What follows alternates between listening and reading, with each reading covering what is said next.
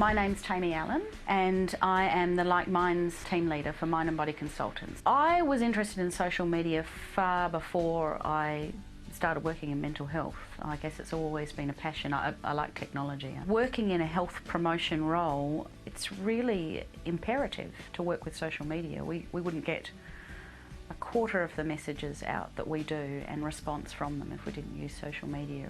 It's a very powerful tool.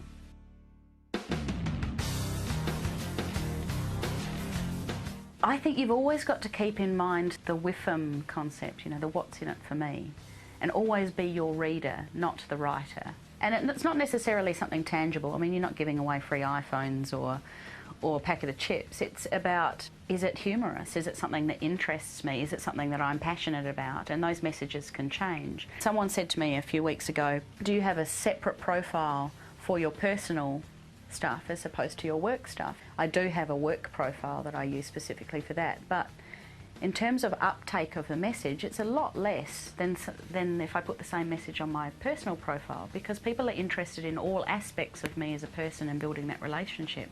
So it's easier to let kind of slide some mental health messages in it coming from Tammy as opposed to coming from Mind and Body Consultants.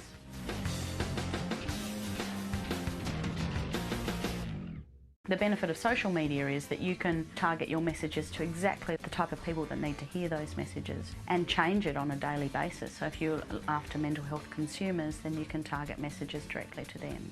And if you are after, say, a corporate market and trying to get some destigmatising messages into employment, for example, you can target some specific messages to them.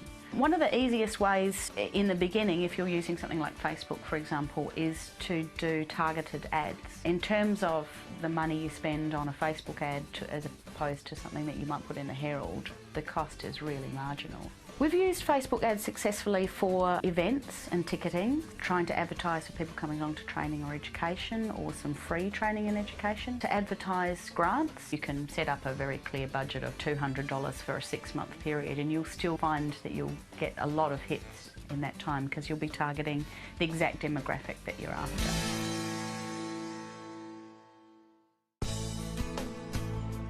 I think that if someone's going to join a page for an organisation, they're joining it for a reason. So if your organisation is very, very widespread in the interests that it has, then you're going to lose some people if what you post is not to their interest. We split our pages up, so we have the Rethink page, and the types of demographic for that are people who are writers or performers or creative types of people.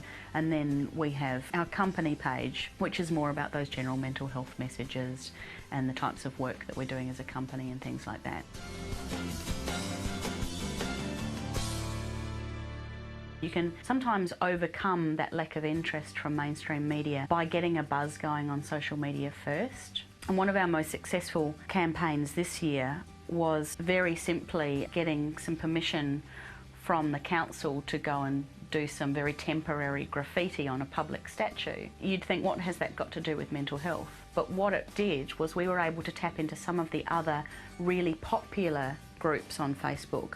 And for those people on Facebook that kind of get invitations to groups, some of the most popular ones are the most stupid ones. So this particular group was the Chalking on Random Objects Facebook group, and it has 1,000 or so members. By tapping into that membership base and saying, come and decorate this statue in the middle of the night, it was able to get a huge media buzz on social media.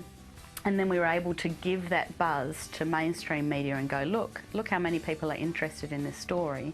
And then they went and they did lots of stories on it because it was already interesting to a lot of their demographic.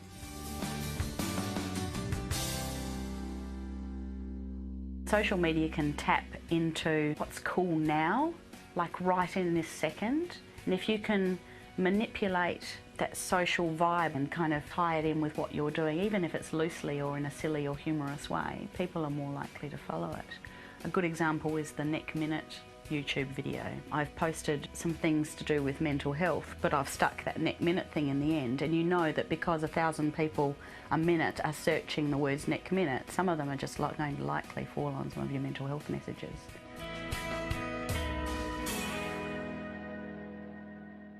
I think it's really important when it comes to social media to not be a snob, not assume that people are coming to go and follow you. Just like you build up a good relationship with a journalist or a particular publication in order to get anything published, you need to also build up a really good relationship with the people that you want to follow them. And that means sometimes following them if it's on Twitter, or actually taking an interest in their lives and their company or their interests. It's always just reciprocated, whether it's on an individual basis or on a company-wide basis or a group basis. Being active in terms of your posts on their wall helps for them to take an interest in what you're posting as well.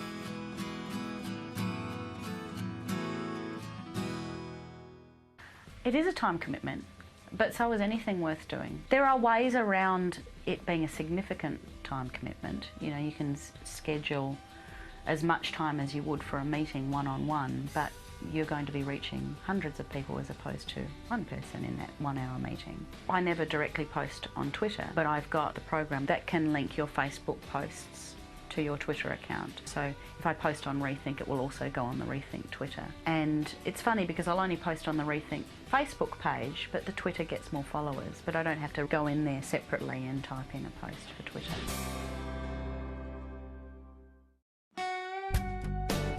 Probably in anything that reports in terms of contract, we now have to give evidence that what we do works. Using anything on the web that has analytic tools to measure that success is just such an easy way, and actually keep a track of the things that work better than what you did last time. It really is now as easy as just clicking on a report and downloading the report for the month.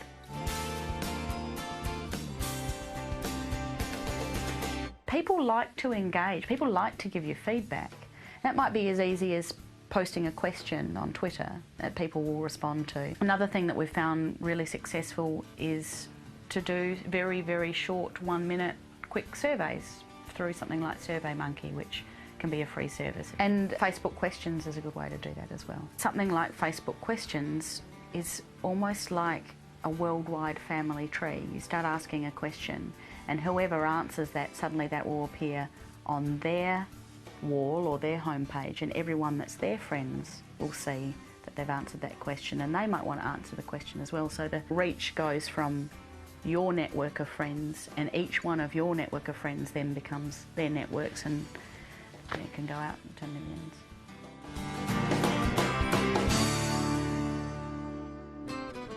One of the most important things to remember whenever you put something online is that people can't see your body language. If it can offend someone, it will. Do run past what you're going to post with at least one other person from the company to make sure that they read what you intended.